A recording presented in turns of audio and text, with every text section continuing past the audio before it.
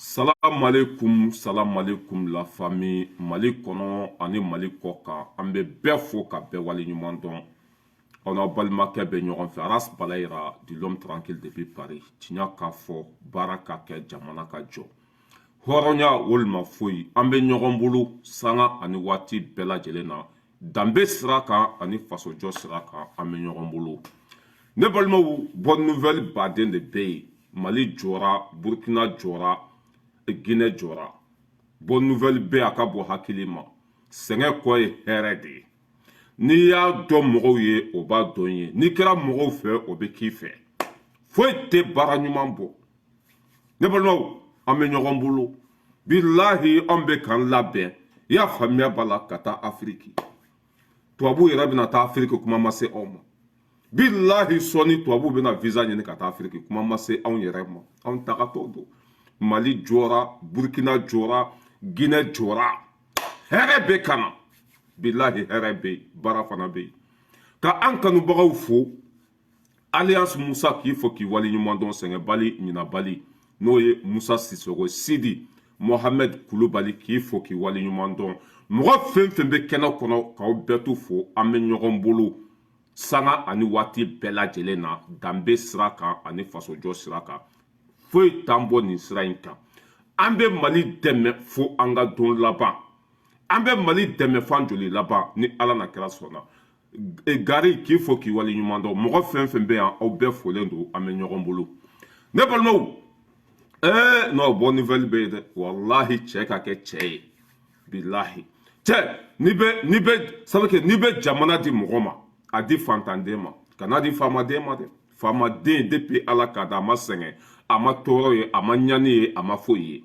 Asimi filɛ nin ye. A fa o ye fantan ye, a ba o ye fantan ye, Asimi yɛrɛ ye fantan ye.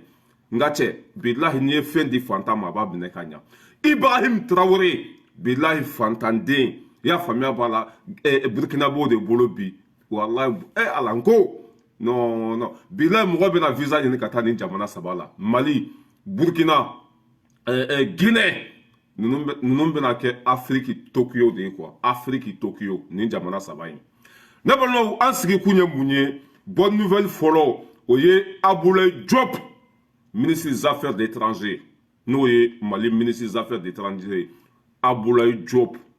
a wulila ka taa Burkina. I y'a faamuya b'a la ministre saba ye ɲɔgɔn sɔrɔ yen nɔ. Guinée ministre des affaires d'étrangers i y'a faamuya b'a la Burkina ministre des affaires d'étrangers Mali ta u taara u sigira ka kuma. Nin jamana saba in bɛ se k'u tɛgɛ di ɲɔgɔn ma cogo min na o kumana o de kan. Nin jamana saba in bɛ se ka baara kɛ ɲɔgɔn fɛ cogo min na o kumana o de kan. I y'a faamuya b'a la wa Mali, Burkina, Guinée u bɛnna u bɛ n'u tɛgɛ di ɲɔgɔn ma. Fɛn fɛn de hɛrɛ ye baara kɛnɛya i y'a faamuya b'a la k'a ɲini k'a di i y'a faamuya b'a la nin jamana kɔnɔdenw nin jamana saba in i y'a faamuya b'a la u bɛ n'u tɛgɛ di ɲɔgɔn ma fɛn fɛn de hɛrɛ ye k'a ɲini k'a di u denw ma. Ne balimaw terrain bɛna bɔ i y'a faamuya b'a la Mali, Guinée, Burkina nin jamana bɛɛ bɛna kɛ kelen de komi ni Européenne bɛ cogo min na Mali, Burkina, Guinée ninnu bɛɛ bɛna kɛ kelen de. Alhamdulillah rabbil alamin sɛgɛn kɔ hɛrɛ i y'a faamuya b'a la maa tɛ hɛrɛ sɔrɔ ka sɔrɔ i ma sɛgɛn. Nin jamana saba in o bɛɛ kɛra kelen ye u y'u tɛgɛ di ɲɔgɔn ma o ye ɲɔgɔn minɛ. I y'a faamuya b'a la Maliyɛnw bɛna bɔ Mali kɔnɔ ka taa Guinée i tɛ sɛgɛn ye i tɛ tɔɔrɔ ye wari tɛ minɛ i la foyi tɛ minɛ i la. Burkina bɛ bɔ Burkina ka don Mali kɔnɔ i tɛ ɲininka carte la i tɛ ɲininka foyi la. Nin jamana saba a bɛɛ kɛra kelen ye fa kelen ba kelen u bɛɛ y'u tɛgɛ di ɲɔgɔn ma u bɛɛ bɛna baara kɛ ɲɔgɔn fɛ. C'est comme ça. Nin jamana saba in transition de b'a bɛɛ kunna sɔrɔdasiw de b'a bɛɛ kunna jamana waɲɛ ka ɲi. C'est que n'i ye fɛn di maa ɲɛnama ma n'i ye fɛn di maa ma maa min b'a fɛ bilahi a b'a minɛ ka ɲa. Nin jamana saba in bɔ k'u tɛgɛ di ɲɔgɔn ma bi a ka bɔ hakili ma an ka Diop lamɛn a bɛna min fɔ o ye ɲɔgɔn ye kunu u bɛnna min kan a bɛna da don a bɛɛ la k'a bɛɛ walawala. Mali, Burkina, Guinée terrain de bɛna bila ninnu ni ɲɔgɔn cɛ. Ni Mali sɛbɛn b'i bolo a bɛ komi i ye Guinée de ye ni Guinée sɛbɛn b'i bolo a bɛ komi i ye Malien de ye ni Malien sɛbɛn b'i bolo a bɛ komi i ye Burkinabé ni Burkinabé sɛbɛn b'i bolo a bɛ komi i ye Malien ye fa kelen ba kelen an bɛɛ kɛra balima kelen ye an bɛɛ kɛra sinjima kelen ye i y'a faamuya b'a la an bɛ ɲɔgɔn tagama bonya ni karama kɔnɔ Mali bɛ taa Burkina Burkina bɛ na Mali kɔnɔ Guinée bɛ na Mali kɔnɔ Mali bɛ taa Guinée c'est à dire que hali an ka wariw a bɛɛ bɛ na kɛ kelen ye Mali wari Guinée wari Burkina wari i y'a faamuya b'a la nin bɛɛ dilantɔ don i y'a faamuya b'a la nin jamana saba bɛna cɛ wari kelen na nin jamana saba i y'a faamuya b'a la an bɛɛ bɛna kɛ kelen ye alhamdulilayi rabbil alamin an ka jopu lamɛn yanni an ka se fɛn ma ne balimaw a lamɛn dɛ Mali Burkina Guinée i y'a faamuya b'a la visa bɛna ɲini ka taa ye i y'a faamuya b'a la anw yɛrɛ tagatɔ don parce que Mali jɔra Burkina jɔra Guinée jɔra an bɛ mun de ɲini yan an nana fɛn de ɲini a fɛn b'an yɛrɛ bolo ye an nana wari de ɲini a wari bɛ Afiriki an nana wari de baara de kɛ a baara b'an bolo ye k'anw tagatɔ don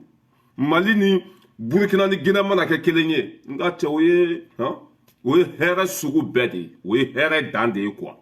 et c'est nous les patrons sanu b'an bolo pétrole b'an bolo i y'a faamuya b'a la Guinée samiya fila de bɛ Guinée i mago bɛ dumuni fɛn fɛn na a bɛ sɔrɔ Guinée poire bɛ Guinée jɛgɛ bɛ yen i y'a faamuya b'a la Burkina sanu bɛ yen Mali sanu bɛ yen cɛ nin jamana saba minnu tɛgɛ di ɲɔgɔn ma i y'a faamuya b'a la ka baara kɛ tiɲɛ kan hali Dubaï bɛ visa ɲini ka taa Afiriki an ka jo pour lamɛn cɛ bonne nouvelle bɛ yen dɛ an ka jo pour lamɛn o tɛ kana mɔgɔw b'a fɔ an ɲɛ dɔrɔn a ye élection kɛ mais san'o ka élection fo ka dumuni di mɔgɔw ka kɛnɛya d'u ma donc an ka jamana ɲɛmɔgɔw ka hakilina ta an ka hakili falen ko la comme an bɛ transition na élection ko ni gouvernance ko kɔfɛ an ko k'a lajɛ sisan nɔ an bɛ se k'an ka jamanaw lagɛrɛ ɲɔgɔn na cogo di k'an ka jamanadenw lagɛrɛ ɲɔgɔn na olu hamina ko ye min ye an ka se k'o ko lata ɲɛ o de k'a fɔ an bɛ se ka intégration avancer an ka jamanaw ni ɲɔgɔn cɛ cogo di pour que o ka baara kɛ siraw par exemple ka chemin de fer bɔ Conakry fo ka na Ouagadougou yan o bɛ se ka kɛ cogo di siraw bɛ se ka dilan cogo di ni Burkina mago bɛ pétrole ni électricité ni fɛnw na o bɛ se ka na cogo di an b'a tila an ni ɲɔgɔn cɛ donc an b'a fɛ k'a lajɛ an bɛ se ka intégration kɛ k'an ka développement k'o ko fara ɲɔgɔn kan cogo min pour que an ka se ka baara ka lafiya na an ka jamana kɔnɔ mais ka aussi ka balimaya ani kelenya sabati an ka jamanaw ni ɲɔgɔn cɛ donc o de y'an ka jamana ɲɛmaaw olu ka hakilinata ye an ye ɲɔgɔn ɲɛ min kɛ a ɲɔgɔn ɲɛ ma kɛ mɔgɔ si contre la mais a kɛra de pour que an bɛ baara min na an ka se ka hakili falen k'a la an bɛ mɔgɔ minnu kuma ɲɔgɔn ɲɛ parce que kuma fanba dɔ fana ye k'a fɔ ko sanction ni fɛnw sigira an ka jamanaw kan bon an y'a yira k'a fɔ sanction ninnu ta solution ye o fo an ka sigi de k'a lajɛ dɛmɛ bɛ se ka k'aw ye cogo di pour que gɛlɛya min nana aw kan o gɛlɛya bɛ wuli cogo min donc an b'o de kuma na k'a fɔ o bɛɛ bɛ baara nɔgɔya mais ni solution tɛ mɔgɔ an yɛrɛ b'an jɔ an jɔyɔrɔ la mais fo tɔw fana ka se ka faamuyali k'a ko la donc o de la an y'a décider sisan an bɛ ɲɔgɔn ɲɛ min kɛ yan nin tɛ tile kelen ɲɔgɔn ye an bɛ jɛkulu de sigi sisan pour que an ka se ka ɲɔgɔn ye an ka jamana ɲɛmaaw ka niveau la an ka ministres ka niveau la an ka ambassadeurs ka niveau la an bɛ ɲɔgɔn ɲɛw boloda an ka jamanaw kɔnɔ an ka ambassadeur minnu lasigiden minnu fana bɛ kɛnɛma ci bɛ d'olu fana ma pour que ko kuma tɔw fɛ bɛɛ k'a ye fana ko Mali Burkina ani Laginɛ an bɛ ka baara kɛ an ka jamanadenw ka hakilina de la an tɛ ka baara kɛ mɔgɔ si wɛrɛ ka hakilina la donc o de y'an fara ɲɔgɔn kan bi an y'a yira fana k'a fɔ anw bɛ ka baara min boloda ko kura tɛ o parce que depuis an ka jamanaw sigira an ka jamana ɲɛmaaba dɔ sigira n'a bɛ f'olu ma ko père fondateur ani leader historique Modibo Keyita ninnu Thomas Sankara ninnu ani Ahmed Sékou Touré ninnu olu bɛɛ de kun y'a sigi k'a fɔ ko farafinna ka fara ɲɔgɔn kan an ka baara kɛ ɲɔgɔn fɛ bon an bɛ fɛ fana an ka jamana ninnu an k'an bolo fara ɲɔgɔn kan an niyɔrɔ ye min ye an ka génération bɛ se ka min kɛ pour que ko ko lata ɲɛfɛ o fana ka se ka kɛ ne hakilina t'a la n y'a ɲɛ minnu fɔ sisan nɔ o ye an ka jamanadenw caman ka hakilina ta ye pour que an ka gɛrɛ ɲɔgɔn na donc o de ye bi ɲɔgɔn ɲɛ ni kuntilenna ye an fan fɛ donc an bɛ ala deli an b'an ka jamanadenw n'an teriw deli u ka faamuya o cogo la u k'an dɛmɛ pour que an ka se ka lafiya ani lakanani ko lasegin an ka jamana kɔnɔ k'an ka sigidaw yiriwa k'a lajɛ fana ni kalafili bɛ kɛ an ka se k'a kɛ a ka kɛ tilennenya la ni président minnu bɛna sigi an ka jamana kɔnɔ n'olu sigira an bɛ ala deli de mɔgɔ wɛrɛ kana na olu bɔ yen mais olu ka mɛn yen nɔ pour que ka lafiya na fɛ an ka jamanaw kɔnɔ. Ni ye hɛrɛ ye k'i fo k'i waleɲuman dɔn minisiri ɲuman ni ye hɛrɛ ye Jopu ni ye hɛrɛ ye nin b'a yira k'a fɔ Mali Burkina i y'a faamuya b'a la Guinée nin bɛɛ kɛra du kelen ye a bɛɛ kɛra fa kelen ye a bɛɛ kɛra ba kelen ye wa an bɛɛ bɛ dumuni kɛ minɛn kelen kɔnɔ i y'a faamuya b'a la Maliyɛnw i y'a faamuya b'a la mɔgɔ minnu tulo bɛ na Mali Burkina Guinée nin bɛɛ kɛra kelen ye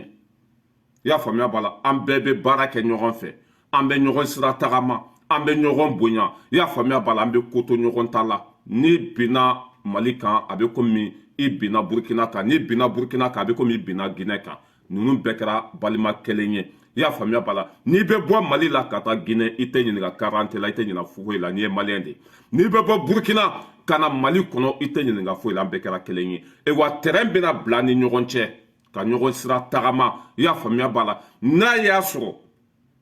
Mali bɔra fila de bɛ Mali bolo fɛn tɛ Guinée bolo an bɛ Mali bɔra kelen ta k'a di Guinéw ma pour que o kana si kɔngɔ la n'a y'a sɔrɔ i y'a faamuya b'a la Mali bɔra saba de bɛ Guinée bolo ni fɛn tɛ Burkina bolo Burkina bɛ Mali bɔra fila ta k'a di Burkinabéw ma c'est la famille kɔngɔ tɛ Maliyɛnw minɛ ka Guinée to yen kɔngɔ tɛ Burkinabéw minɛ ka Mali to yen an bɛɛ de kɛra kelen ye ça c'est très bonne nouvelle kɔnɔkulu jɛlen de bɛ bi fɔ i y'a faamuya b'a la Niger fait la force walahi kunnafoni duman ma tɛmɛ nin kan Mali ni Burkina bɛɛ kɛra kelen ye i y'a faamuya b'a la différence foyi tɛ Maliyɛn ni Burkina bɛɛ cɛ Mali ni Guinée bɛɛ kɛra kelen ye nin ye tare de i y'a faamuya b'a la wa jihadisiw barika bɛna ban Burkina bɛ n'u susu Guinée bɛ n'u susu Mali b'u susu parce que o bɛ nin jamana saba de ni ɲɔgɔn cɛ o bɛ Mali ni o ka ca Mali ni Burkina de ni ɲɔgɔn cɛ Guinée olu lafiyalen don mais Guinée fana mana fara Mali kan i y'a faamuya b'a la Guinée sɔrɔsiw bɛna Mali dɛmɛ u ka baara la Burkina bɛna Mali dɛmɛ u ka baara la Maliyɛnw bɛna Burkina dɛmɛ ça veut dire que sɔrɔsiw bɛ baara kɛ ɲɔgɔn fɛ population bɛ baara kɛ ɲɔgɔn fɛ an bɛɛ présent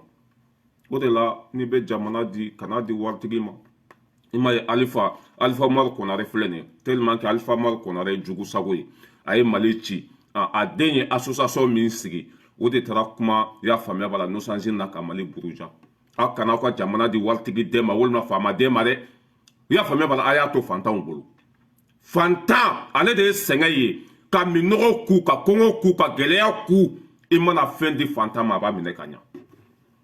Asimi fantanden de Mali b'a bolo bi ni hɛrɛ tɛ i y'a faamuya b'a la ni Asimi kelen de ye fantan ye min nana Mali kɔnɔ fantanden sinon comment ça s'appelle IBK ninnu Alifa ninnu fɛn tun bɛ ninnu bɛɛ bolo Asimi mun tun b'a bolo n'a ka samara n'a ka fini tɛ foyi tun tɛ Asimi bolo i m'a ye Mali waɲa ka ɲi a ye to ka baara kalifa fantanw na dusu b'olu de kɔnɔ olu de ye hɔrɔnw ye olu de ye danbetigiw ye aw kana ka fɛn di fɛnw ma dɛ wa Mali ni Burkina alhamdulillah an bɛɛ kɛra kelen ye Mali Burkina an ye accord signé i y'a faamuya b'a la Mali ni Burkina ni Guinée accord signé ni jamana saba ni ɲɔgɔn cɛ an bɛɛ de ye kelen ye ni Mali carte b'i bolo a bɛ komi Burkina carte b'i bolo ni Mali carte b'i bolo a bɛ komi Guinée carte b'i bolo ni Guinée carte b'i bolo ça veut dire que an kɛra kelen de quoi u y'an kalan de quoi k'an kalan k'an kɛ kelen ye an bɛ ɲɔgɔn dɛmɛ ɲɔgɔn kungo la an bɛ dumuni kɛ minɛn kelen kɔnɔ i y'a faamuya b'a la bolimafɛn min bɛ bɔ Mali kɔnɔ a bɛ taa Guinée a bɛ taa Burkina ça veut dire k'a kɛ kelen ye quoi Mali ni Burkina bɛɛ kɛra kelen ye ba kelen fa kelen Ala ka barika don nin jɛ in na Ala k'an jɛlen to Ala kana jɛ k'an di diɲɛ ma i y'a faamuya b'a la hali bi Ala ka balimaya sinsin an bɛ tɛmɛ ka bɔ yen Burkina président kumana kunu n'o ye Ibrahim Traoré a y'a lajɛ dɛ denmisɛnnin fitinin ale de sigilen filɛ nin ye nin filɛ a filɛ fɔlɔ de la nin a bɛ kɛlɛkɛyɔrɔ de la ta denmisɛnnin fitinin fantanden o de bɛ Burkina kunna bi ka dɔ bɔ a ka sara la ka don ji la ka dɔ bɔ a ka sara la ka don dumuni na ka dɔ bɔ a ka sara la i y'a faamuya b'a la ka don kɛnɛya la depuis a kɛra président a ma président sara ta capitaine sara a bɛ ka continuer k'o de ta kunu cɛba kumana ko finitigi fɛn fɛn bɛ Burkina bi i y'a faamuya b'a la a bɛɛ bɛ na taa kɛlɛkɛyɔrɔ la n'i ye polisi de ye i y'a faamuya b'a la i bɛ marifa ta ka don kungo kɔnɔ juguw bɛ ɲini de Burkina fantan ani naani bɛɛ lajɛlen na Mali fantan ani naani bɛɛ lajɛlen na lakana bɛ na de juguw bɛ wuli ka jɔ min na a Burkina fana bena yira jugu la k'olu ka farin ka tɛmɛ jugu kan olu bɛ se ko la ka tɛmɛ jugu kan cɛya kuma man ca sa wallahi cɛya kuma man ca Burkina président ko k'a daminɛ Burkina policiw ka taa gardiw la ka taa douaniw la ka taa i y'a faamuya bala sapeur pompiers la en tant que tenue de b'i la Burkina kɔnɔ nka cɛ i bɛ marifa ta de ka taa kɛlɛ kɛ n'o dusu t'i kɔnɔ fini bɛ bɔ i la ka don mɔgɔ wɛrɛ la dusu bɛ mɔgɔ min kɔnɔ o de bɛna kɛ Burkina maa si tɛ sigi tuguni jugu bɛ ka na bin an kan cogo min na sisan an de bɛ taa bin juguw kan juguw de bɛna ɲini diyagoya i y'a faamuya bala ka don du bɛɛ kɔnɔ ka don quartier bɛɛ kɔnɔ ka don kungo kɔnɔ ka don wo kɔnɔ ka don fan bɛɛ fɛ ka fan bɛɛ sɔgɔbɛ ni Burkina bɛɛ sɛgɛrɛ la k'a fɔ i ye jugu dɔ u bɛ minɛ u bɛ t'i bila kaso la nga cɛ Traoré Turamagan wallahi i ye Traoré lakaw bɛɛ kunna wolo Ibrahim Traoré a ye nin décision de ta kunu i y'a faamuya bala tenue bɛ mɔgɔ fɛn fɛn hali société civile marifa b'olu bolo bi Burkina société civile dusu bɛ mɔgɔ minnu kɔnɔ olu bɛɛ bɛ ka taa kɛlɛ kɛ bi ka Burkina segin a danbe kɔnɔ o bɛ ka kɛ jɔn tile la Ibrahim Traoré denmisɛnnin fitinin san 33 o de filɛ Burkina kunna bi fantanden a ma kɛ wari fɛ a kɛra Burkina de fɛ a ma kɛ wari fɛ a kɛra jamana kɔnɔdenw de fɛ a ma kɛ diɲɛ fɛ a kɛra Burkina ka lafiya de fɛ Ibrahim Traoré cɛ ne halala den bila ko ko ɲɛfɛ bilahi o ko bɛ avancer i y'a faamuya bala n'i ye den ɲuman bila ko ko ɲɛfɛ bilahi o ko bɛ nafa sɔrɔ Ibrahim Traoré fantanden wari t'a fa kun wari t'a ba kun ale de sigilen filɛ ne kɛlɛkɛyɔrɔ la bila fa hinɛ bɛ minɛ Ibrahim Traoré de filɛ nin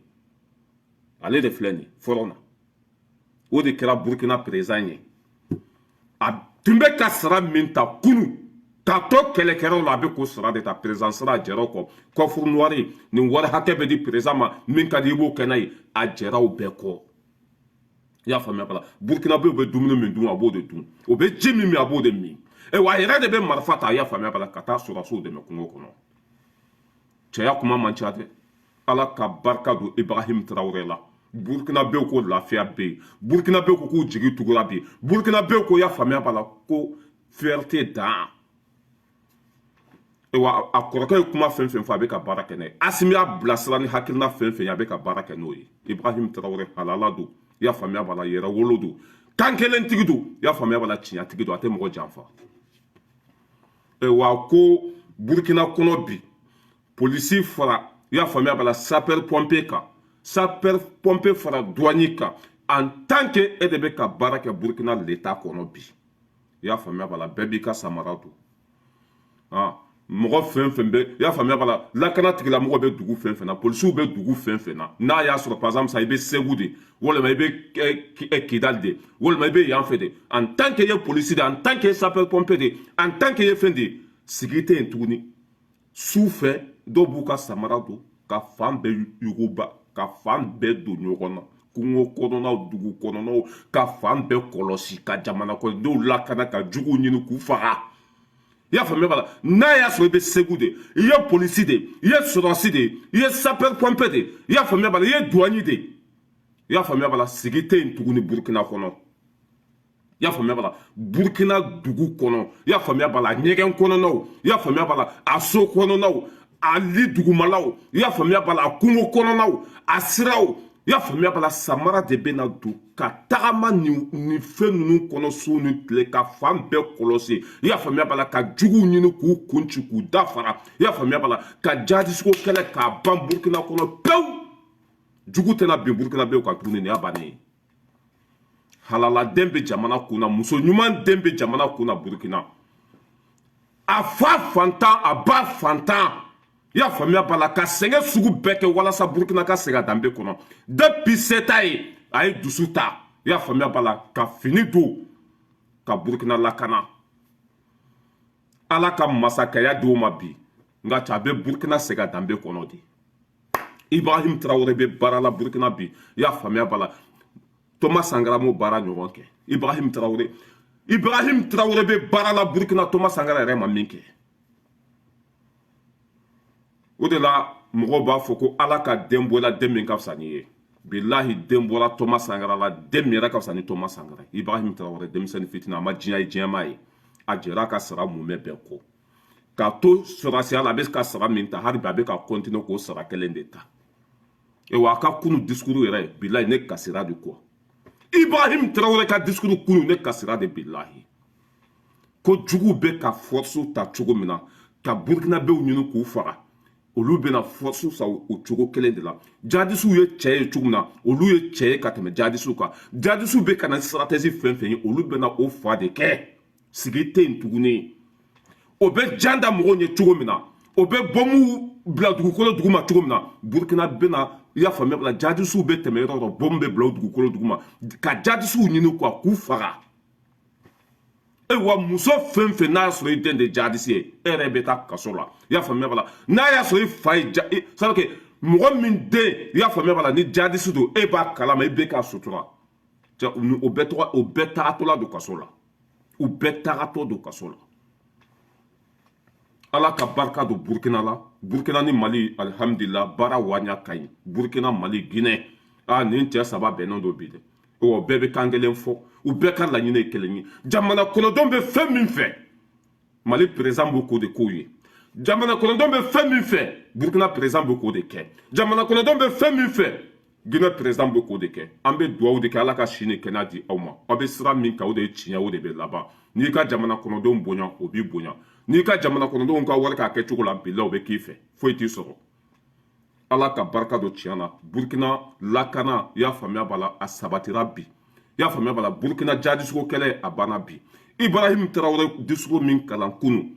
jadisi min ye fini bila jadisi min ye marifa fili jadisi min taara k'a ka moto to jadisi min taara tunga la ala kelen de b'a da dɔn discours kelen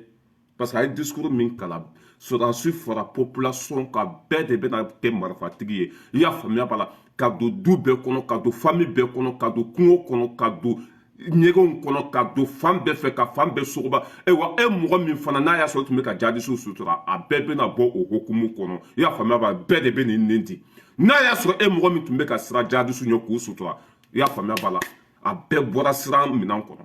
a bɛɛ kɛra cɛ ye a bɛɛ kɛra burukina bɛɛ halala ye a bɛɛ kɛra mɔsiden ye jadisi tɛ sutura tuguni o tɛ don mɔgɔ ka du kɔnɔ tuguni o tɛ taa jigin mɔgɔ fɛ tuguni o tɛna te min mɔgɔ fɛ tuguni o tɛna munumunu mɔgɔ si ka so da la tuguni ka tile joli kɛ jadisiw bɛ don ka bɔ la ka munumunu n'o y'i ye dɔrɔn n ka cɛ population yɛrɛ de b'i minɛ k'i kun ci k'i da fara parce que ibrahim tarawele marifa di burkina bɛɛ ma population fara douane sapeur pompier k'ale y'a di a bɛɛ ma ka ordre di bɛɛ ma ko bɛɛ ka kɛ cɛ ye bɛɛ ka burkina sauver bɛɛ ka burkina lakana ibrahim tarawele c'est comme ça bana jugu fɔra ye fɔra jugu ye an bɛ tɛmɛ ka bɔ yen Russie ministre affaires comment ça s'appelle Sergei Russie ministre min bɔra Mali la o don a ko Assimi ka taa ni baara ye ko élection ko kuma k'o tɛ yen an b'a fɔ fali sara boci banna politicien minnu tun b'a la calendrier ka dilan dɛ don ka fɔ dɛ élection ka kɛ dɛ Assimi man ka to fanga la dɛ Russie ministre ko i y'a faamuya b'a la ko Poutine ye ci don a da kɔnɔ ko kana fɔ Assimi ye ko n'i y'a mɛn ko élection ko lakana de bɛ yen ko basigi de bɛ yen ko en tant que Mali territoire bɛɛ ma kɛ Mali ye ko Assimi ka taa ni baara ko a kana élection kɛ fali sara boci banna a tun bɛ mɔgɔ minnu kun na ko élection hali aw ka taa tunga la walima aw ka fara jama kan aw ka jugu sago denya dabila ka ŋaniya jugu denya dabila ka hasidi denya dabila ka fara jama kan Mali ka jɔ Assimi t'a bila dɛ voilà Russie ye décision de ta Russie mana kuma fɛn fɛn fɔ a bɛ sa o kuma kan wa cɛ o cɛ ni k'i bɛna Assimi bɔ i y'a faamuya b'a la fanga la walima k'a ka élection kɛ diyagoya Russie b'an kɔfɛ dɛ sama b'an kɔfɛ gomi t'an gosi voilà élection ko bɛ Faransi n'a nɔfɛ mɔgɔ de da kɔrɔ Assimi ka bɔ yen jugusago den dɔ kana ka Mali ta ka di olu ma o tile banna pewu Mali bɛ taa ɲɛfɛ de a tɛ segin kɔfɛ tuguni Russie ministre des affaires étrangères n'o ye Sergei Lavrov a ye nin cikan de fɔ Assimi ye ko Poutine y'a bila ka na nin de fɔ élection ko kuma ko Assimi k'a bila élection tɛ kɛ bi a tɛ kɛ sini i y'a faamuya wala a tɛ kɛ sinikɛnɛ Assimi de bɛ to pouvoir la Maliyɛnw tun bɛ ka mɔgɔ min ɲini o y'o de sɔrɔ wa Mali fan bɛɛ ma lakana fɔlɔ Mali fan bɛɛ ma basigi ko élection ko kuma tɛ yen i b'a ye faransiw bɛ kasi sisan n'olu ye min fɔ n ka cɛ o de bɛ kɛ o ni Poutine ye min fɔ o de bɛ kɛ wa cɛ tɛ se k'o bali ni kuma bɔra Poutine de da kɔrɔ a bɔra ministre de da kɔrɔ a fɔra Mali télésoba de la Faransi téléso ya mɛ u ka média bɛɛ seginna kan ko Poutine ko élection tɛ Mali la parce que Mali dugu dɔw minɛnen don élection tɛ yen CEDEAO mɔgɔw bɛ u b'u da minɛ sisan CEDEAO mɔgɔw b'u geli fermer sisan Wara yɛrɛ de kumana Wara ba Vladimir Poutine ko Assimi ka taa n'a ye ko élection ko kuma ko kana fɔ tuguni Mali kɔnɔ élection tɛ yen ko basigi tɛ yen foyi tɛ yen en tant que jamana dugu dɔ minɛn bɛ yen ko mun élection bɛ yen ko Assimi ka taa n'a ye n ka cɛ saya dɔw balo tɛ irisi mais olu tɛ n ka cɛ Satan de b'olu bolo Satan 12 o de bɛ irisi bolo cɛ bɛ se olu la irisi bɛ se ka diɲɛ bɛɛ ci une seconde ka diɲɛ dugukolo ka bɛɛ meleke une seconde ka meleke ka bila kɛrɛfɛ irisi ala y'o se d'u ma kɛlɛkɛminɛn b'u bolo a cɛ b'u bolo i y'a faamuya b'a la dusu b'u kɔnɔ dɔnniya b'u la irisi n'a y'a sɔrɔ jugu sago dɔ minnu tun bɛ wo kɔnɔ élection ka kɛ dɛ comme politiciens ka na dɛ n ka cɛ hali ka taa tunga la élection tɛ yen irisi de y'a bɔ a dabara kɔnɔ ni irisi y'a fɔ n ka cɛ a bɛ komi baara banna quoi n'olu y'a fɔ dɔrɔn c'est fini anw de tun bɛ kuma caman na a bɛ kɛ a tɛ kɛ Assimi k'a labɛn a kana labɛn irisi ko paga tɛ kɛ Sergei Lavrov n'o ye irisi ministre des affaires étrangères ne ma nin fɔ dɛ irisi ministre de ye nin fɔ nin tɛ ne ka fɔta irisi ministre de y'a fɔ ko élection ko kuma tɛ Mali kɔnɔ baara wanya ka ɲi an bɛ tɛmɛ ka bɔ yen an bɛ na comment s'appelle an bɛ na Rasbachi la Rasbachi ko Aminata Diko k'a taara min fɔ Nations Unies kɔnɔ k'o y'a ka baara ye ko parce que ko société civile don waati min na Touré ye plainte don Aminata Diko kama a ye policiers bila ko ka taa Aminata Diko minɛ a ye gendarmew bila ko ka taa Aminata Diko minɛ mɔgɔ dɔw de sigilen bɛ o Mali kelen kɔnɔ o Bamako kelen kɔnɔ procureur tulo b'a la ministre de la justice tulo b'a la i y'a faamuya b'a la mɔgɔ min taara maliyɛndenw de fagali ma mɔgɔ min tun bɛ fɛ Mali ka ci mɔgɔ min tun bɛ fɛ i y'a faamuya b'a la OTA mɔgɔw ka intervenir Mali kɔnɔ ka mɔgɔ miliyɔn faga mɔgɔ min ye kojuguba ta ka ɲɛsin Mali ma i y'a faamuya b'a la o dɛmɛbaga bɛ Bamako kɔnɔ o b'a yira k'a fɔ anw ka kiiri ko nafa t'a la anw ka kiiri o tɛ tiɲɛ kan o bɛ se mɔgɔ min na o b'o de minɛ k'a don kaso la n'a fɔra ko nin bɛ kɛ Mali kɔnɔ Bamako kɔnɔ communicatif procureur Touré i y'a faamuya b'a la a ye policiers bila k'u ka taa Aminata Diko minɛ u ka taa minɛ mun na a ye kojuguba de kɛ o lafasabaga o k'a sɔrɔ Bamako kɔnɔ foyi ma kɛ o la cohérence bɛ min tiɲɛ bɛ min danbe bɛ min hɔrɔnya bɛ min kiiri bɛ min an bɛ nin fɔ hali sini Arasa ka kuma i b'a ta sanfɛ fo duguma foyi tɛ ka muso lafasa foyi tɛ ka muso dɛmɛ foyi tɛ i y'a faamuya b'a la ka bila faso contrôle la kuma fa fila ba filɛ Arasa ka kuma sanfɛ fo duguma foyi tɛ ni lagosi tɛ ka ɲɛsin faso ma a bɛ taa politique fɛn fɛn don a kɔnɔ a bɛ taa kuma fɛn fɛn don a kɔnɔ nin de y'a fɔ dɛ nin de y'a fɔ dɛ a kan ka kɛ ta bɛɛ nkalonfin ŋaniya kelen de b'a la nin fanga in ka sa i y'a faamuya b'a la nin fanga in ta ka tiɲɛ i y'a faamuya b'a la jugu ka yɛlɛ nin fanga in na o ŋaniya kelen de b'a la anw ka kiiritigɛlaw sigilen bɛ k'a lajɛ cohérence bɛ min danbe bɛ min aw ta kun ye mun de ye aw ka baara est-ce que tiɲɛ b'a la wa non tiɲɛ tɛ yen i y'a faamuya b'a la juge ka plainte don mɔgɔ min kama i y'a faamuya b'a la ko a taara Mali di fagali ma a taara Mali di tɔgɔcɛn ma a ye jamana danbe bɔ a la mɔgɔ dɔ sigilen bɛ Bamako kɔnɔ a bɛ k'o tigi dɛmɛ o tigi tɛ ka minɛ mais ça c'était une honte ni cɛ t'a fɔ aw ye ne b'a fɔ aw ye Mali kiiri man ɲi bi a man ɲi sini wa Mali kiiri tɛ tiɲɛ kan o bolo bɛ ko mɔgɔ min poche kɔnɔ o b'o tigi de minɛ i y'a faamuya wa wa Mali kiiri bi teriya ani balimaya ani ɲɔgɔn dɔn o de bɛ Mali kiiri kɔnɔ bi fantan ka to fantanya la faama ka to faamaya la e ma Mamadu Kasɔn kɛra cɛkɔrɔba ye ka n'i jɔ devant le peuple ka bɛɛ dɔgɔya a ko wari bɛ ka segin ko ye wari min minɛ zon na k'a bɛ taa miliyari 3 ni dɔɔnin na an b'a dɔn n'a y'a minɛ zon na a y'a minɛ zon jumɛn de la a tɔgɔ bɛ min a sutura kun Mali kiiriw y'o fɔ ni mɔgɔ ye sonyani kɛ k'a sutura Mali kiiri y'a fɔ ni mɔgɔ ye fɛn ta k'a to yan mais mun ko billahi aw ni génération min be ɲɔgɔn na waw tilen de billahi ɲen kali ala la ala min ka bon ka kalima mɔgɔ min be sira walima mɔgɔ min be kuma ye ka munumunu a kɛrɛfɛ o tɛ anw ye dɛ mali kiri ma ɲi bi a ma ɲi sini tiɲɛ tɛ ye kuma fa fila ba filɛ kuma fa fila ba filɛ rasa ko i y'a faamuya b'a la ko droit de l'homme mɔgɔw k'o ye Aminata Diko ta cogo min na o ye Aminata Diko wele cogo min na k'o de y'a kɛ cogo ye or que droit de l'homme yɛrɛ tɛ diɲɛ kɔnɔ tiɲɛ tɛ diɲɛ kɔnɔ galonfin de bɛ yen e bɛ k'a fɔ mɔgɔ minnu ye droit de l'homme ye olu de bɛ k'an faw faga olu de bɛ k'an ka jamanaw jeni olu de bɛ ka marifa di juguw ma an n'olu kan ka sigi ka kuma an yɛrɛ b'a dɔn k'olu de ye juguw ye an yɛrɛ b'a dɔn k'olu de tɛ tiɲɛ kan an yɛrɛ b'a dɔn k'olu de y'an fagabagaw ye an yɛrɛ b'a dɔn k'olu y'an ka jamana cibagaw ye a dalilu bɛɛ a preuve bɛ yen rasa bɛ k'olu dɛmɛ ko droit de l'homme mɔgɔw k'o y'a kɛ cogo min na k'o de y'a kɛ cogo ye k'o ye Aminata Diko ta k'a ka taa kuma Mali ni ONU ni ɲɔgɔn cɛ fɛn min kɛra Mali kɔnɔ fagali minnu kɛra an ka sɔrɔsiw ye population minnu faga ko Aminata Diko ka taa o tiɲɛ fɔ olu ye mun de bɛ Mali kɔnɔ ni ONU t'a kalama jɔn de ye mɔgɔ faga Buni jɔn de bɛ ka marifa di jihadisiw ma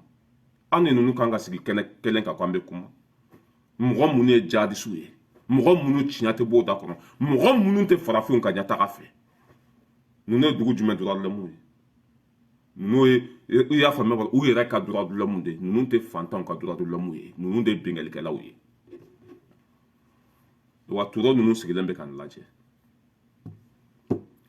ni faransi bɛ se ka mɔgɔ min manipuler i k'i ka jamana ci ka na faransi jɔ hali n'i y'i fa faga k'i ba faga foyi t'o o la wa droit de l'homme mɔgɔ tɛ kuma o la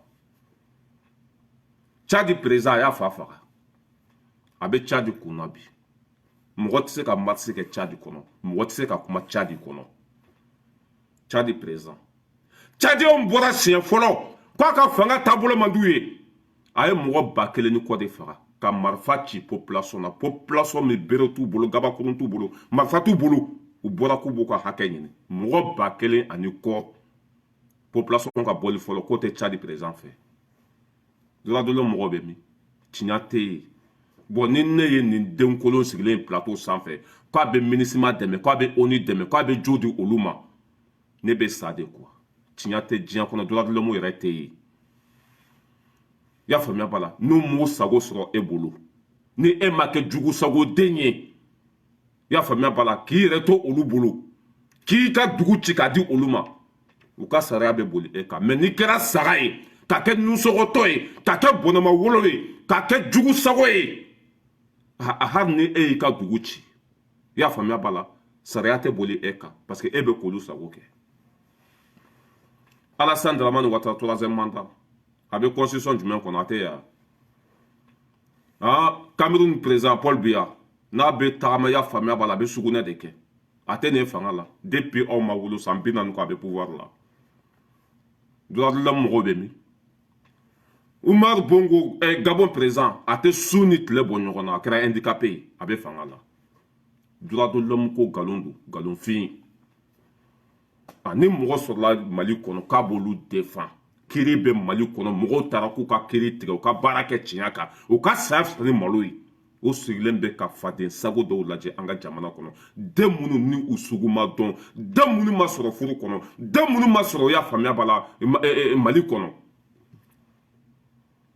olu de sigilen bɛ ka faso danbe bɔ a la droit de l'homme mɔgɔ donna ta bɔra ta o ye min fɔ a kan ka kɛ tan o kan ka enquête kɛ Mali kɔnɔ o kan ka y'a faamuya b'a la sɛgɛsɛgɛli kɛ Mali kɔnɔ kalo o kalo kan ka e n'a ala ka cɛ mɔgɔ minnu bɛ k'an ka jamana ci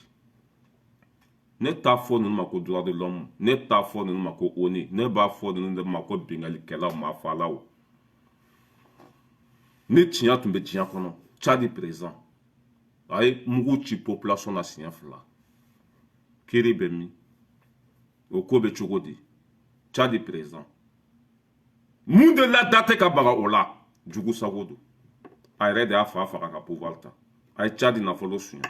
a julankolon bɛ tubabuw bolo wa a bɛ ka Tchadienw minɛ ka u di tubabuw ma Tchadi hɛrɛ a bɛɛ bɛ ka na tubabuw bolo o de la hali n'a ye Tchadi bɛɛ faga droit de l'homme mɔgɔw tɛ kuma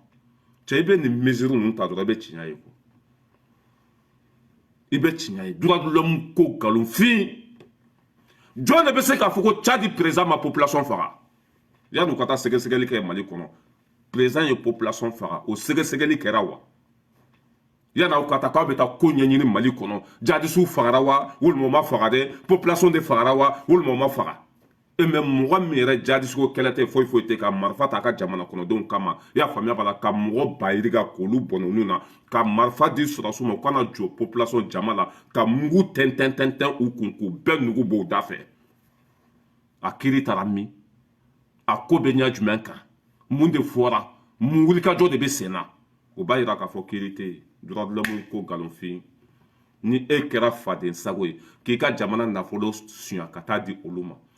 ni e kɛra faden sago ye k'i ka jamana sanu ko k'a di olu ma ni e kɛra faden sago ye i y'a faamuya b'a la i ka jamana kɔɔri ko i ka jamana jama ko i ka jamana hɛrɛ bɛɛ ka ta k'a di olu ma hali ni y'i fa faga k'i ba faga k'i ka jamana kɔnɔdenw torturer sariya tɛ boli e kan kuma fa fila ba filɛ ninnu ye bandiw de ye ninnu tɛ droit de l'homme ye ninnu ye bandiw de ye ninnu ye bɛngalikɛlaw de ye fitinɛ fɛn fɛn bɛ diɲɛ kɔnɔ ninnu de y'a kolokolo tɔɲɔ fɛn fɛn bɛ hadamadenw kan ninnu de nɔ don ninnu ye maa faalaw de ye ninnu ye sijugu de ye ninnu ye bɛngalikɛlaw de ye ninnu tɛ droit de l'homme ye bi ninnu tɛ droit de l'homme ye sini kuma fa filɛ a ba filɛ ninnu ye maa faalaw de ye n'olu ko k'u bɛ taa enquête kɛ an ka dugu la an bɛ taa di olu ma an bɛ taa di olu ma olu de ye jihadistes ye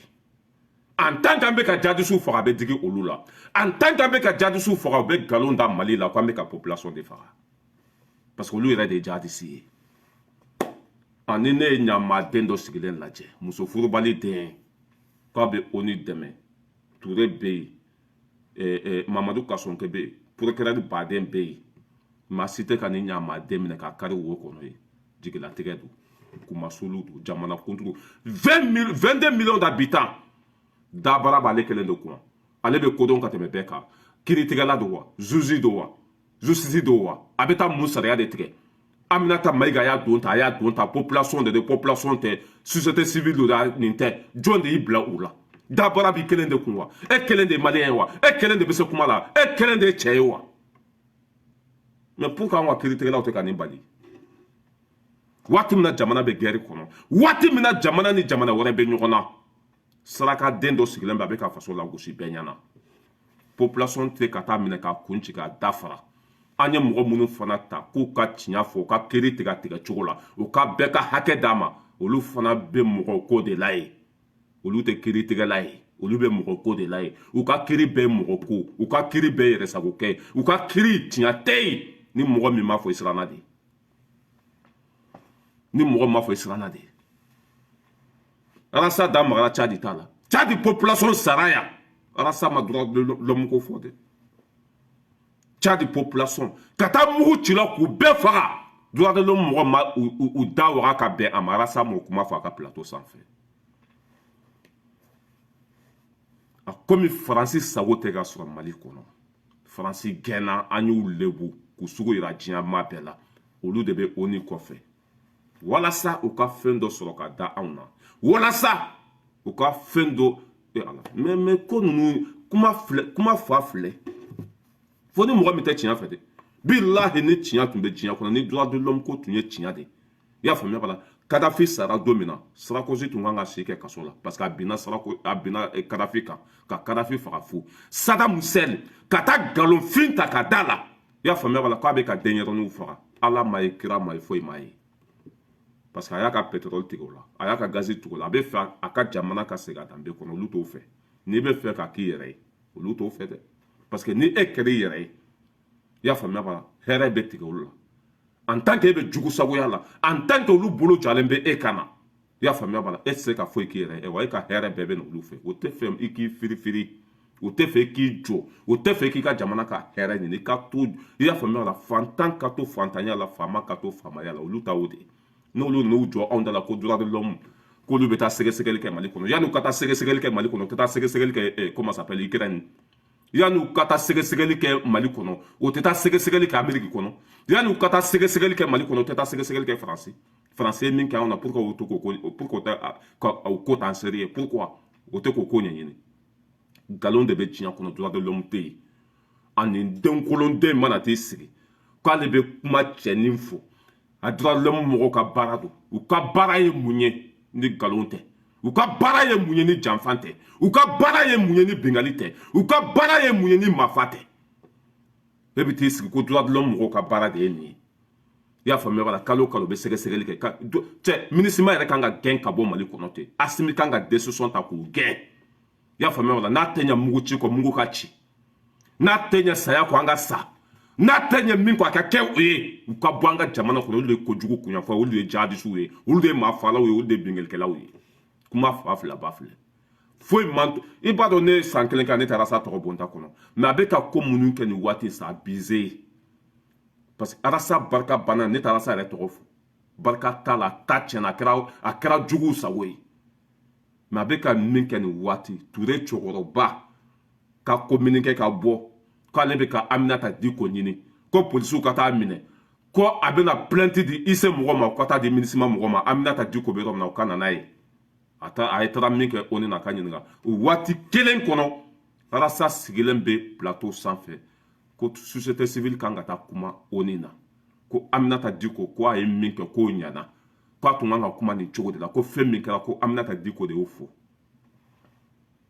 ko fɛn min kɛra ko Aminata Diko y'o de fɔ k'a man ka nkalon tigɛ e ni ala na kɛ ten Aminata Diko bɛ baara la MINUSMA bolo MINUSMA de b'a balo MINUSMA ka ko bɛɛ ye Aminata Diko de o bɛ se ka taa ko kɛ min da man di MINUSMA la wa non a bɛ MINUSMA sago de kɛ parce que MINUSMA ka baarakɛden don o ma wari foyi yɛrɛ d'a ma ni 10 millions tɛ 10 millions de dira a ma k'a ka taa ni nkalon d'a ma la 10 millions o dɔrɔn de dira a ma Aminata Diko yɛrɛ ta tɛ ka ne tɔɔrɔ ka arasa de bɔ quoi cɛ tɛ mɔgɔ ko dabila an ka kiiritigɛlaw sinon aw nɛgɛ bɛ ne y'a fɔ ni ne dabara ni y'a ɲɛsin ma a bɛ taa ni ye dɛ barika de bɛ anw na n'anw kuman'i kan maliyɛn bɛɛ bɛ tigɛ i la n'anw kuman'i kan maliyɛn bɛɛ bɛ bila a tɛ kɔrɔbɔ dɛ kiiritigɛla ninnu filɛ n bɛna video 3 de kɛ aw kan bilahi aw nɛgɛ bɛ bɔ maliyɛnw na maliyɛn bɛɛ bɛna kuma aw kan parce que mali kiiri ma ɲi bi a ma ɲi sini yɛrɛ sagokɛ de bɛ yen wa ni mɔgɔ fɛn fɛn bɛ ɲɔgɔn dɔn o tɛ minɛ hali n'i ye kojugu de kɛ e tɛ minɛ mun de la Bakari Tireta ninnu tɛ ka minɛ mun de la Bakari Tireta ninnu tɛ ka minɛ zon ye miliyari 3 segin dɛ zon ye miliyari 4 segin dɛ zon jumɛn y'a segin a wari jɔn de y'a segin mɛ n ko dabalibanko don ka sun kɛ cɛkɔrɔba o bɛ n'i jɔ devant le peuple ka maliyɛn bɛɛ kɛ nusɔgɔtɔ ye fa b'a fɔ ko ni mɔgɔ min taara dugukolo san k'a sɔrɔ zonw ta don i bɛ perdre i ka wari la so bɛ minɛ i la zon ye jɔn de ye ala cɛ an tɛ ɲɔgɔn bonya an ka tiɲɛ fɔ ɲɔgɔn ye ka sɔn kɛ ka communiqué dɔ bɛ yen nɔ ko ni mɔgɔ zon bolola fɛn san i y'a faamuya bala k'u yɛrɛ bɛ komi zon mɛ n'an tɛ zon yelen dɔn don Bakari Tireta ne b'a dɔn k'o ye zon ye comment ça s'appelle Kassim Tapo n b'a dɔn o ye zon ye n b'a dɔn Amadu Koyita ninnu Bubu Sise n b'a dɔn k'olu ye zon ye mɛ olu dɔrɔn ma faso nafolo suɲɛ i b'a sɔrɔ maire de y'a suɲɛ ne t'o dɔn i y'a faamuya bala député dɔ y'a suɲɛ ne t'o dɔn jamana kɔnɔden dɔ y'a suɲɛ ne t'o dɔn ni ne taara bolola fɛn san ka sɔrɔ aw de kan ka zon yira ka bɛɛ foto yira aw kana fɛn san ninnu bolo ninnu de ye faso nafolo suɲɛ enquête bɛ ninnu de nɔfɛ an bɛ wuli ka jɔ la ninnu de nɔfɛ n'o kɛra mɔgɔ tutu ka fɛn san mɛ an tɛ zon dɔn ka sɔn kɛ cɛkɔrɔba kiiritigɛla ko ni mɔgɔ fɛn fɛn zon bolola fɛn san k'i bɛ perdre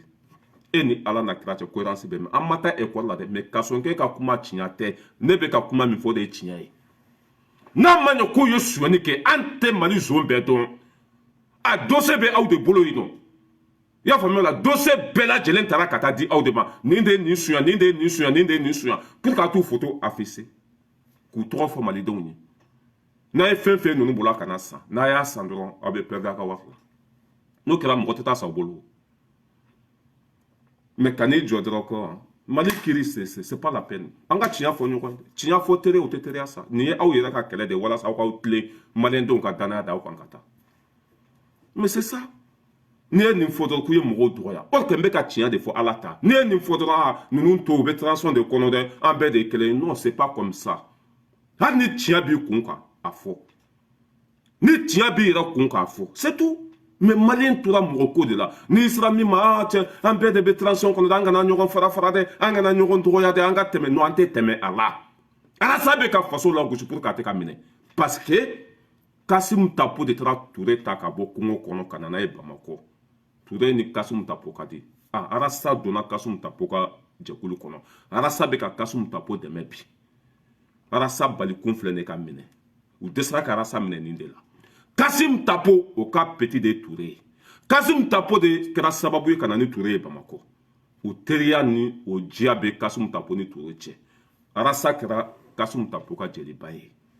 Fouete ka bali ka mine ninte. Fouete ka Touré nyapan Arasa kuni ninte. Kuma fafle a bafle. Moko de pays Tignate. Tignate. On y fantasy c'est mina domina. Il y a famille bala. On y fantasy c'est mina domina. Arasa tume français da woleli kay. Fantasy c'est ma mina tuguni. Communicateur la woleli kay. Fantasy c'est ma mina tuguni. Tiamali kiri mainde anga tia fo nyoko. Fantasy c'est galon dane koromso la jujonjai. Akuma kan katabla julangolo photo do koro. Kaka furusa, ka deun tigala kaka fayechi. Jujonjai ka kuma kan ta katabla julangolo video do koro. Akungolo teye a sente foye muso chama chene a fin de beye. Ka jujonjai kuma kan bla ko koro. Che kirimu matemo kante. Oni banene jumen ka jugu. O ka jugu ka teme banene ka. Aye minka abe kuma aye moko fara ko de ke. Billahi tinya. Fantasy c'est jujonjai kuma kan. Kata bla video do koro. Video mi ta kungolo ye. Ita senye. Ite foye a chama kata barakun koro kana blaya. Ibo dronde. Koke inam komi jujonjai be ka référé. Au plainte donna fantasy c'est wole la. Ya fame wa wole la dron. Hein? Au trana communicateur la. Au konono na rasa wole le ke kwa ka mokoto. Kwa ka mokoto. Au sinaka musobla kwa ka taso. Tinyate. Wallahi billahi tinyate. Fem beni ala che tinyate kerite. Namanjo anjoro la mali keri galondo. Nama tinya fo billahi mali keri maite. Fantasy se blalanjo. Arasa ya to français ka wole like. Ka wole like fena. Tribunal la. Fantasy se tara senfe. Jujonja o tara segu. Ambe bomin kalama ko kana nindo. O tarato fantasy se tara vocal dota ko jujonja ya le neni. Ko ya le banena ko sisa. Na be fe au ka bla. Aye ya fa nyoma wolma na be fa mo fla kata kasola. Abeta kasola. Ko kera ni chogoda. Pour que ka fantasy se deme chogodo la. Wallahi billah ko kera ni chogoda la. Mais c'est décevant. C'est décevant. Tinyate. Voilà, mbe obla. Kuma fafla bafle. Ibe ni fo ni te bedoma. Ah, obe transition kono de beta mali kiri zuro. Na manyo ki tara ki bla ala joro la. Ikanga bara de ke tinyaka. Kiri be ban, jinya be ban. Iye minke ebo de soro lahara. Mais on va kiri zuro. Harasa blakoro fara saba sun labe ka faso dambe boala. On va kiri be. Mais ni mugora kumana. Aw wula ko amnata di ko ye minke ko amayi. Mais o la fasa baga be bamako tinya be mi. Ne ma se ko de famu quoi. Amna ta di ko be ka nyini mais mo do sigilen be bamako be ka la fasa o te ka mine wore bay ko galombe billahi galombe tiate na man ni fo ansrana de an dum be sra ala de nye ya famia bala an be sra andayo laban de nye tia mana ya famia bala har ni tia tara da e kunche madam bi kun fara ki kungulo jeme da ele kata ta kana nai mbe ka fen fo ala tado tinya te be tinya te sini e wa kiri tegala obe yere sago kedela oni mo min kadi ete mine oni mo mbe kote kele na sarayate boleka kuma fafle bafle c'est ça amina ta diko ture ka communiquer be harbi ku tara nyini kuma yi mara sa sigilendo ko min kera ko nyana ko dura lo mo ya ta chugumna ko de nyana ko amina ta diko min fo Faba ko amnata diko de la kamali deme. O be fe ko date touro ko pour que touro nous mo kuma sugu fo. Date kasonke ko pour que lu mo kuma sugu fo. Arasa e joni. Kiri tigala do wa. Présent do wa. Arasa e joni. Ubaida ko anga kiri chinya te. Nil